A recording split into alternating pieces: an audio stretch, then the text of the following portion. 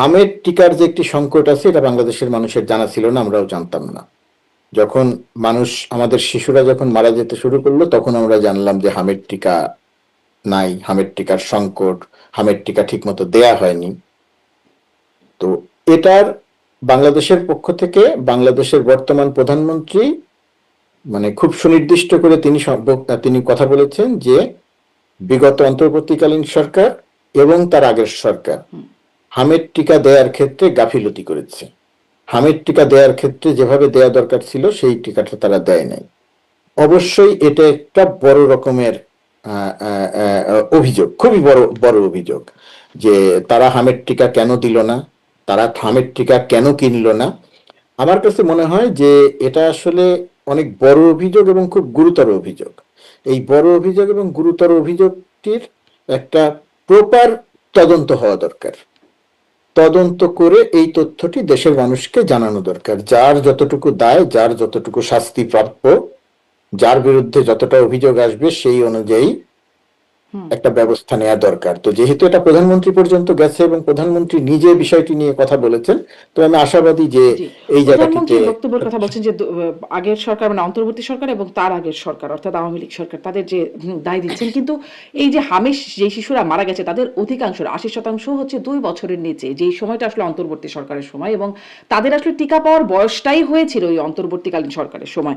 সেক্ষেত্রে আসলে দায় কি করে মানে আগের সরকারের কাছে যায়? আর আগের সরকারের একটা ওই যে গ্যাভি এবং ইউনিসেফের মাধ্যমে তারা টিকা ক্রয় করতো, তাদের একটা প্রক্রিয়া ছিল যেটি আসলে দেখা যাচ্ছে অন্তর্বর্তী সরকার এসে সেই ব্যয় কমানো বা দাতা নির্ভরতা কমানোর উদ্যোগ থেকে তারা সেই প্রক্রিয়াটি বাদ দেয়, ফলে হামের টিকা আসলো না। ফলে সুনির্দিষ্টভাবে দায়টি অন্তর্বর্তী সরকারের উপরে কি বর্তায় না? আমি সুনির্দিষ্টভাবে দায়টি অন্তর্বর্তীকালীন একটি সরকারের উপরে চাপাচ্ছি না, এমনকি আমি আগের সরকারকেও সব দায় দিচ্ছি না। আমি বলছি যেহেতু প্রধানমন্ত্রী কথা বলেছেন, প্রধানমন্ত্রী দায়িত্ব নিয়ে কথা বলেছেন এবং 2 বছরের মধ্যে যেমন মারা গেছে, আগে পরেও মারা গেছে, এবং ওই সরকারের সময়ে যার টিকা পাওয়ার কথা ছিল সেরকম কেসও আছে এখানে যে যারা মারা গেছেন। সুতরাং এই জায়গাটাতে যেহেতু মানুষের মৃত্যু ঘটছে, শিশুর মৃত্যু ঘটছে, এর চেয়ে কষ্টকর, দুঃখজনক, বেদনাদায়ক তার কিছু নাই। একটু আগে যেটা বললাম, যার যায় আসলে সে বোঝে। আমরা যদি কোনো একটা বিষয় নিয়ে অমুকের দায় তমুকের দায় বলি, যার সন্তান মারা গেছে তার কাছে এগুলোর কোনোই মূল্য নাই এই সমস্ত আলোচনার। তো তার মানে কি আমি কি বলছি যে তাদের যদি দায়, টিকাটা সেই সন্তানটা ঠিক মতো পেতো তাহলে তো তার সন্তানের এই এটাই পরিণতি হতো বলছি না। যে তার মানে কি আমি বলছি যে হ্যাঁ যা হবার হয়ে গেছে, বিষয়টা তা বলছি না আমি, যা হবার হয়ে যায় নাই। যদি আমার গাফিলতিতে এটা হয়ে থাকে, রাষ্ট্রের যদি সব ব্যবস্থা থাকতো, আপনি যেটা বললেন যে আগে এক প্রক্রিয়া কেনা হতো, পরবর্তীতে প্রক্রিয়া চেঞ্জ করা হয়েছে, প্রক্রিয়া চেঞ্জ করার মধ্যে আমি কোনো দোষের কিছু দেখি নাই। প্রক্রিয়া চেঞ্জ করা হয়েছে, প্রক্রিয়া চেঞ্জ করে যদি আমি টিকা কিনতে পেরে থাকি তাহলে সমস্যা নেই। এখন প্রক্রিয়া চেঞ্জ করতে গিয়ে যদি আমি টিকা কিনতে না পেরে থাকি, যে অভিযোগ আসছে আমার বা আপনার, এই অভিযোগের ভিত্তিতে তো শাস্তি দেওয়া যাবে না। শাস্তি দিতে হলে একটি প্রপার তদন্ত হতে হবে, তদন্তের ভিত্তিতে এই অভিযোগটি প্রমাণ করতে হবে, প্রমাণ করে তারপরে এর জন্য দায়ী কারা, এর জন্য দায়ী কি উপদেষ্টা নিচে, এর জন্য দায়ী কি অন্যান্য যে সংস্থা আছে সেই সংস্থাগুলো, যারা দায়ী তাদের যে শাস্তি যার প্রাপ্য তাকে সেই শাস্তি দিতে হবে। এটা নিয়ে তর্ক বা বিতর্কের চেয়ে অনেক বেশি জরুরি হচ্ছে। সমস্যাটা ওইখানে যে তদন্ত গুড বুকে থাকলে একরকম হয় আর ব্যাড বুকে থাকলে আর এক রকম হয়। ফলে সেই তদন্তটা হবেও কিনা আদৌ সেই তদন্তের কোনো উদ্যোগও তো হয় না।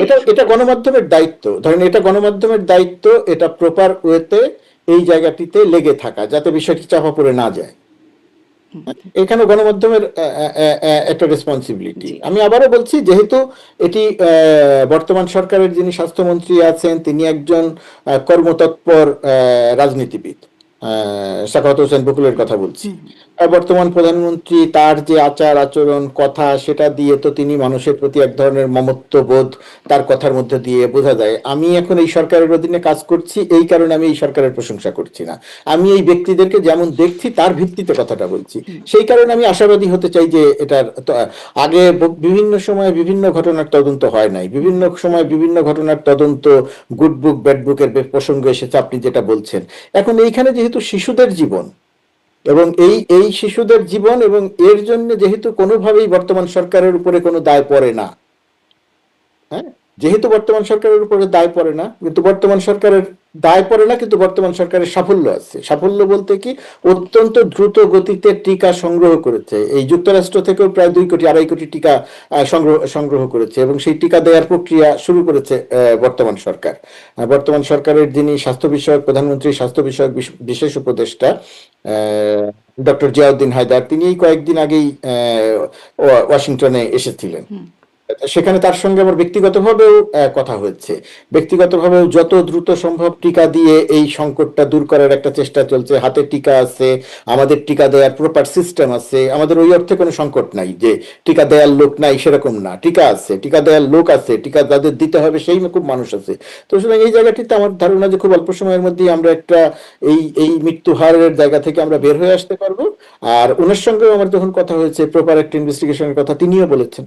এখন দেখা যাক, তিনি প্রতিমন্ত্রীর পদমর্যাদায় দায়িত্ব পালন আপনি করছেন। বলছিলেন বর্তমান স্বাস্থ্যমন্ত্রীকে কর্মতৎপর স্বাস্থ্যমন্ত্রী, মানে যে সরকারের সময় আপনি নিয়োগপ্রাপ্ত অন্তর্বর্তী সরকারের সময়কার স্বাস্থ্যমন্ত্রী নূরজাহান বেগম, তাকে আপনি আসলে কিভাবে মূল্যায়ন করবেন? তাকে তখনও খুব নীরব দেখা গেছে, কোনো সময় খুব সরব দেখা যায় নাই, এখনো খুব জবাবদিহিতার জায়গায় যে কথা বলছেন তিনি, তারা দু একজন উপদেষ্টা টুকটাক কথা বলছেন, তাকে কখনো মুখ খুলতে দেখা যায় না। তিনি আসলে এখন কেমন? ধরেন, এখন তিনি কথা বললেন কি না বললেন সেটা দিয়ে আসলে আমার কিছু যায় আসে না। আপনার আমার কারো দেশের মানুষের কিছু যায় আসে না যে তিনি কথা বললেন কি না বললেন।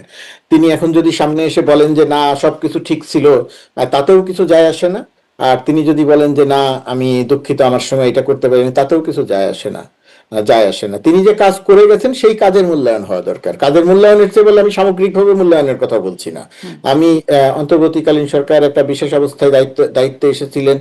তিনি যে মন্ত্রণালয়ের দায়িত্ব পালন করেছেন সেই মন্ত্রণালয়ের সামগ্রিকভাবে তদন্ত, সামগ্রিকভাবে মূল্যায়ন হবে কিনা আমি জানি না। কিন্তু এখন যে গুরুতর অভিযোগটা নিয়ে আমরা আলোচনা করছি, আমার বক্তব্য হচ্ছে সেইটার তদন্ত হওয়া দরকার, সেইটার মূল্যায়ন হওয়া দরকার। সেইটার ভিত্তিতে তিনি যদি মনে এমন যদি হয় ধরে নিলাম যে আমরা যত কথা বলছি টিকা সংগ্রহ করা হয় নাই, এটা করা হয়নি, ওটা করা হয়নি, তদন্তে যদি কোনো কিছুই আমাদের এটা প্রমাণ না হয়, তাহলে তাকে বলতে হবে যে না তার কোনো দোষ ছিল না, তার কোনো দায় ছিল না। কারণ অযথা তাকে আমি দায় দিব কেন? আমি তর্কের জন্য বলছি। আর যদি দায়ী হয়ে থাকেন, মানে যদি গাফিলতি থেকে থাকে, তদন্ত হয়তো প্রমাণিত হওয়া ব্যবস্থা নেওয়ার জন্য, কিন্তু এই ব্যাপারটা তো আমরা জানি যে অন্তর্বর্তী সরকারের সময় একটা মানে একটা সুনির্দিষ্ট পদ্ধতি ছিল কিভাবে টিকা আসবে, কিভাবে টিকা দেওয়া হবে, এবং সেইভাবে হয়েও আসছিল। তদন্ত মানে অন্তর্বর্তী সরকারের সময় সেই প্রক্রিয়াটা ব্যাহত হলো। আমি আবারও বলছি, যদি প্রক্রিয়া চেঞ্জ করাটা কোনো সমস্যা না, নিশ্চয়ই। প্রক্রিয়া চেঞ্জ করতে গিয়ে করে যদি আরো ভালো মতো টিকা সংগ্রহ করা যায়, অন্যের উপরে নির্ভরশীলতা ছাড়া যদি টিকা সংগ্রহ করা যায়, কম মূল্য যদি টাকা সংগ্রহ করা যায়, সেই ক্ষেত্রে প্রক্রিয়া অবশ্যই চেঞ্জ হতে পারে, এটা কোনো সমস্যা না। সমস্যা হচ্ছে আপনি প্রক্রিয়া চেঞ্জ করতে গিয়ে কাজটি করতে পারলেন কি পারলেন না। যদি না পেরে থাকেন প্রক্রিয়া চেঞ্জ করতে গিয়ে কাজটি, তাহলে এটা অন্যায়, আপনি এটা করতে পারেন না। তাহলে আপনি পুরোনো প্রক্রিয়াতেই আপনার টিকা সংগ্রহ করা ছিল। এখন দেশের মানুষ কি দেখতে চায়? যার শিশু, আমরা কি জানতে চাই?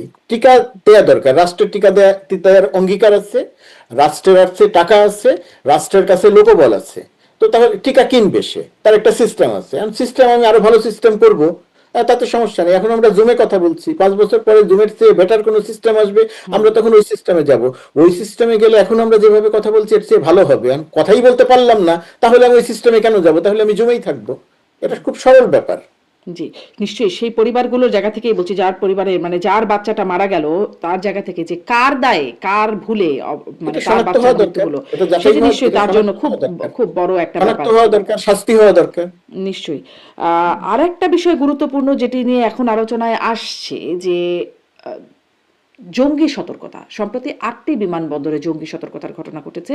সংসদ ভবন, বিদেশি মিশনগুলো তারাও সতর্কতার বাড়াচ্ছে তাদের মতো করে। এখন আমাদের বিগত মানে অন্তর্বর্তী সরকারের স্বরাষ্ট্র উপদেষ্টা তিনি বলেছিলেন দেশে জঙ্গিবাদ নাই, যা ছিল এখন আর নাই, মানে তিনি একটা খুব স্বস্তির কথা বলেছিলেন। কিন্তু এখন বর্তমানে প্রধানমন্ত্রী তথ্য উপদেষ্টা ডক্টর জাহিদুর রহমান তিনি বলছেন যে অন্তর্বর্তী সরকারের একটা গা ছাড়া ভাব ছিল, মানে এই একটা উগ্রতার প্রবণতার ব্যাপারে একটা ছাড় ছিল অন্তর্বর্তী সরকারের। আপনার কাছ থেকে এই বিষয়ে শুনতে চাই, কারণ ওই সময় আমরা আসলে দেখেছি জঙ্গিরা জেল থেকে একে একে ছাড়াও পেয়ে গেছে, বেশ শীর্ষ জঙ্গি হিসেবে যারা স্বীকৃত ছিল তারাও ছাড়া পেয়ে গেছে। আপনি কি আসলে এই বিষয়ে আপনার মূল্যায়ন কি? জঙ্গিবাদ নাই, আগে যেটা আওয়ামী লীগ সরকার আমলে হাতিয়ার হিসেবে ব্যবহার করা হতো বলে স্বরাষ্ট্রমন্ত্রীও বলছেন, বর্তমান স্বরাষ্ট্রমন্ত্রী, আর মাঝখানে শুনলাম জঙ্গিবাদই নাই।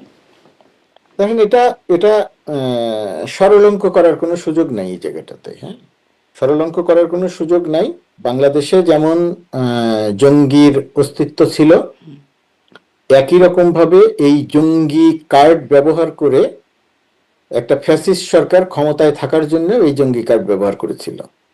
এই জঙ্গি কার্ড ব্যবহার করতে গিয়ে বহু নিরপরাধ মানুষকে জঙ্গি বানিয়ে গ্রেপ্তার করা হয়েছিল, গুম করা হয়েছিল।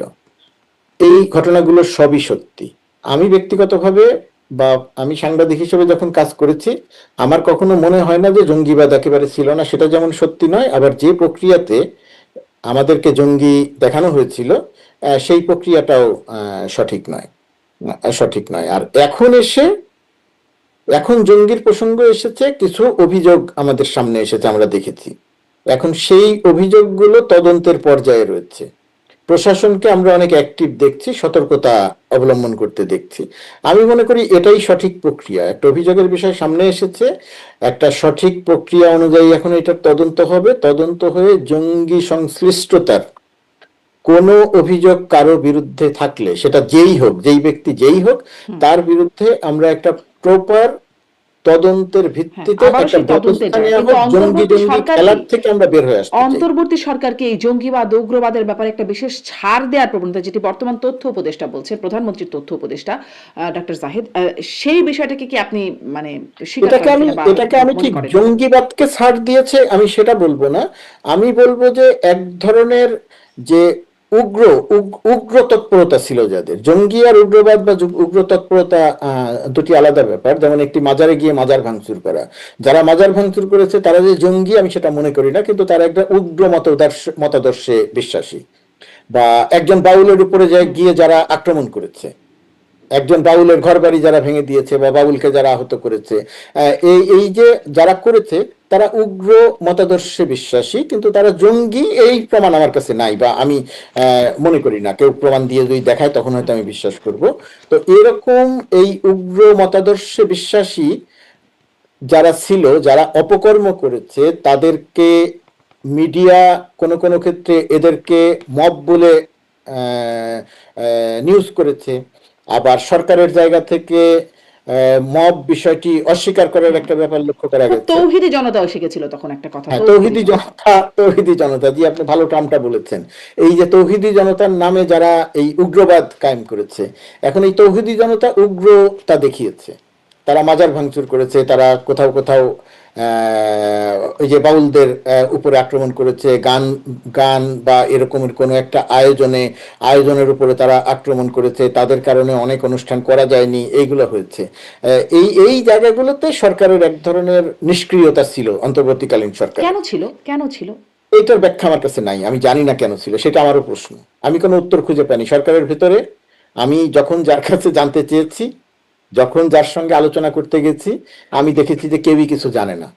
স্বরাষ্ট্র উপদেষ্টা পর্যন্ত আমি তার সঙ্গেও আমার যখন কথা হয়েছে, তার কাছ থেকেও আমি কোনো সদুত্তর পাইনি যে ধরেন এইখানে এইখানকার তাহলে কি ধরেন যখন আমরা ব্যাখ্যা পাই না, তখন আমরা অনেক রকম বিষয়ে বিশ্বাস করতে শুরু করি। সেই যে আসিফ মাহমুদ সজীব ভুঁইয়া যে ডিপ স্টেটের কথা বলে দিলেন মাঝখানে, মানে দূর থেকে কেউ কলকাঠি নাড়ানোর বিষয় ছিল যে বাংলাদেশকে কোনো একটা দিকে ধাবিত করা বা কোনো একটা মতবাদের দিকে ধাবিত করা, আদৌ কি এরকম কিছু ছিল? কারণ আসলে জানি না তো যে কি হচ্ছে। আমার কাছে তা মনে হয় না। তবে এটা খুব মানে কষ্টকর বললে হয়তো শব্দটা অনেক সহজ, আমি হয়তো অনেক নরম শব্দ দিয়ে বললাম যে কষ্টকর হচ্ছে ওই অর্থে যে আমরা তো এরকম বাংলাদেশ দেখতে চাই না, যে বাংলাদেশে এই তৌহিদি জনতার নামে এক ধরনের কি বলবো যে আপনার অপকর্ম করা হবে, মানুষকে হত্যা করা হবে বা মানুষকে আহত করা হবে, মাজার ভাঙা হবে, বাউলদের উপরে আক্রমণ হবে। এই বাংলাদেশ তো দেখতে চাই না। তো এরকম বাংলাদেশ আমরা দেখেছি, আমাদের চোখের সামনে ঘটেছে।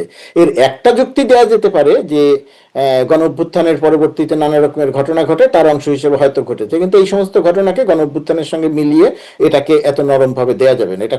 এটা খুব দুঃখজনক ব্যাপার ছিল, এটা কোনোভাবেই মেনে নেওয়ার মতো ব্যাপার ছিল না, যেটা বাংলাদেশে অন্তর্বর্তীকালীন সরকারের সময় এক নাগারে এই ঘটনাগুলো ঘটেছিল। অন্তর্বর্তীকালীন সরকার এই জায়গাটিতে পুরোপুরিভাবে ব্যর্থ হয়েছিল। আবার এই যে ধরেন শতাধিক জঙ্গি নেতাও জামিনে সেই সময় ছাড়া পেয়ে গেল, এটাও আসলে এটার কোনো ব্যাখ্যা পেয়েছেন? এই যে জঙ্গি নেতা আপনি বলছেন, এই জায়গাগুলো আমি পুরোপুরিভাবে একমত নই। এই জঙ্গির আমি আপনাকে আর সুনির্দিষ্ট করে বলবো না এখন, কিন্তু এই জঙ্গি নেতা হিসেবে ধরেন আমরা যাদের আনসারুল্লাহ বাংলা টিমের যিনি প্রধান, তিনিও ছাড়া পাওয়ার ঘটনা এবং তাকে আনসারুল্লাহ বাংলা টিমের যিনি প্রধান, এই আনসারুল্লাহ বাংলা, তারপরে এরকম নানাবিধ নাম দিয়ে জঙ্গি এটা বানানো হয়েছিল, সরকারের বানিয়েছিল সরকার। এই আনসারুল্লাহ বাংলার কথা আমি সুনির্দিষ্ট করে একটার কথা বলছি না, এরকম এই যে নতুন নতুন জঙ্গি নাম দিয়ে, জঙ্গি নেতা নাম দিয়ে বহু নিরীহ মানুষকে জঙ্গি ট্যাগ দেওয়া হয়েছিল সেই সময়। আমি আবারও বলছি, জঙ্গি নাই আমি সেটা বলছি না, জঙ্গি ছিল না আমি সেটা বলছি না, কিন্তু এই জঙ্গি কার্ডকে এমনভাবে ব্যবহার করা হয়েছিল ক্ষমতায় থাকার জন্যে, যে ওই যে মনিরুল ইসলাম নামে একজন ছিলেন না যিনি জঙ্গি তৈরি করতেন, তো এইরকম সরকারের একটা নেটওয়ার্ক ছিল, সেই নেটওয়ার্ক জঙ্গি তৈরি করতো। আর কাউকে না পেলে তারপরে সরকার ইন্ডিয়ান নেমে দিতেন, দাড়ি টুপিওয়ালা একজন মানুষকে ধরে নিয়ে গিয়ে বলা হতো যে এ জঙ্গি, তার কোনো আত্মপক্ষ সমর্থনের সুযোগ ছিল না। এমনকি আমরা গণমাধ্যমে এই জায়গাটাতে অভিযোগের বাইরে বের হতে পারি না। পুলিশের পক্ষ থেকে বা র্যাবের পক্ষ থেকে যখন বলা হয়েছে অমুক অমুক জঙ্গি সংগঠনের, আমাদের নিজস্ব কোনো ইনভেস্টিগেশন ছিল না, তখন ছিল না, পরেও ছিল না। আমরা কোনোদিন খতিয়ে দেখিনি যে একজন মাদ্রাসার প্রিন্সিপালকে গ্রেপ্তার করা হলো, গ্রেপ্তার করে বলা হলো যে উনি অমুক সংগঠনের প্রধান, সে জঙ্গি। আমরা ওই সংবাদটি গণমাধ্যমে প্রকাশ করেছি, সেই হিসাবে ওই লোকটি জঙ্গি হিসেবে দেশের মানুষের সামনে এসেছে। কিন্তু আমরা গণমাধ্যমও কোনোদিন মানে নিজস্ব অনুসন্ধান করে দেখিনি সত্যি ওই লোকটি জঙ্গি ছিল কি না। একটি গণমাধ্যমে কখনো আমরা এই দায়িত্বটি পালন করিনি। এখন যখন এই যে আপনি যাদের কথা বলছেন তাদের কারো কারো জামিন হয়েছে, অনেকের জামিন হয়েছে, জামিন হওয়ার পরে যখন দেখা গেছে বা কোনো তথ্য প্রমাণ বা কোনো ঘটনায় তারা যখন বলছে যে আমি একজন এই মানুষ ছিলাম, আমি এই মাদ্রাসায় চাকরি করতাম, আমাকে অমুক সময় অমুক জায়গা থেকে ধরা হয়, ধরার পরে আমাকে জঙ্গি বানানো হয়, তার সঙ্গে আমার কোনো সম্পৃক্ততা ছিল না, আপনি এখন তার বক্তব্যকে অস্বীকার করবেন কিভাবে? যে সে একটা মাদ্রাসার প্রিন্সিপাল থাকলো বা সে একটা মাদ্রাসার শিক্ষক থাকলো, আর তাকে আপনি ধরে নিয়ে গিয়ে বললেন যে এই মানুষটা জঙ্গি, কিন্তু আপনি নিজস্ব কোনো অনুসন্ধান করলেন না। আর এখন সে বের হয়ে এসে বলছে যে আমার যে জঙ্গি সম্পৃক্ততা আপনারা প্রমাণ করেন। কেউ তো প্রমাণ করতে পারছে না, কোনো গণমাধ্যম তো প্রমাণ করতে পারছে না। গণমাধ্যমকে তারা যখন অভিযুক্ত করছে যে আপনি আমাকে জঙ্গি লিখেছিলেন কেন, বিচারাধীন বিষয় ছিল, এটা তো বিচারাধীন বিষয় ছিল, তাই না? মানে তারা তো আসলে বিচারাধীন প্রক্রিয়ার মধ্যে ছিল, বিচারাধীন প্রক্রিয়াতে একটা পর্যায়ে গিয়ে যখন গ্রেফতার করা হলো আপনি বলে দিলেন যে অমুক লোকটা জঙ্গি, এর কোনো তথ্য প্রমাণ লাগলো না আমার, আমি লিখে দিলাম জঙ্গি, আর ঠিক আছে, তখন বিচারাধীন বিষয় ছিল। তো এখন যখন জামিন পেয়ে বের হয়ে আসলো, তাহলে বাংলাদেশের কোন গণমাধ্যম, বাংলাদেশের যে গণমাধ্যম পুলিশের সূত্র দিয়ে বা র্যাবের সূত্র দিয়ে লিখেছিল যে এই লোকটা জঙ্গি, আর সে যখন বের হয়ে এসে বলছে যে না আমি জঙ্গি না, তাহলে বাংলাদেশের গণমাধ্যম অন্তত একটি কেস প্রমাণ করুক যে সে যা বলছে সেই কথাটা সত্য নয়, গণমাধ্যম একটা প্রমাণ করুক। আমার জানা মতে যে সমস্ত গণমাধ্যম, দুই একটি গণমাধ্যম এই জায়গাটিতে তদন্ত করতে গেছে, তদন্ত করতে গিয়ে তারা রিপোর্ট প্রকাশ করেছে বলে আমার চোখে পড়ে নাই, কিন্তু করতে গিয়ে দেখেছে দুই একটি কেসের ক্ষেত্রে আমি নিজের অন্তত জানি যে দেখা গেছে যে সে আসলে ভিকটিম ছিল, তাকে জঙ্গি বানানো হয়েছে। সুতরাং আমি যদি গড়পড়তা বলে দেই যে জঙ্গিরা সব মুক্তি পেয়েছে ইসের সময়ে, একটা সময়ে গিয়ে মুক্তি পেয়েছে ঠিক আছে, কিন্তু সেই মানুষটি জঙ্গি কিনা সেটা নিয়ে তো যথেষ্ট রকমের সন্দেহ আছে। আর সে যদি জঙ্গি না হয়ে থাকে তাহলে তাকে আপনি আদালতে আটকে রাখবেন কিভাবে? একবার তার প্রতি অন্যায় হয়েছে। মানে ধরেন এখন যেভাবে আটকে রাখা হচ্ছে সাংবাদিকদের খুনি তকমা দিয়ে, বা বিভিন্ন ইভেন আওয়ামী লীগের অনেক নেতা কর্মীদেরকে খুনি তকমা দিয়ে আটকে রাখা হচ্ছে, এটা কি একই রকম প্রক্রিয়া? নো, আওয়ামী লীগের নেতাকর্মীদের খুনি তৎপরতা দিয়ে যাদের আটকে রাখা হচ্ছে, যাদের আসলে সেই খুনের সাথে কোনো সংশ্লিষ্টতাও নাই, সেটা সেটা সেটা আপনি হয়তো বলতে পারেন আপনার কাছে তথ্য আছে, আমার কাছে সেরকম কোনো তথ্য নাই যে তারা নাই। কারণ আমরা রাস্তায় দেখেছি আওয়ামী লীগের বহু নেতাকর্মী গুলি করে মানুষ হত্যা করেছে, আওয়ামী লীগের বহু নেতাকর্মীকে, ছাত্রলীগের বহু নেতাকর্মীকে আমরা অস্ত্র হাতে রাস্তায় দেখেছি। সুতরাং এটা বলার সুযোগ নাই।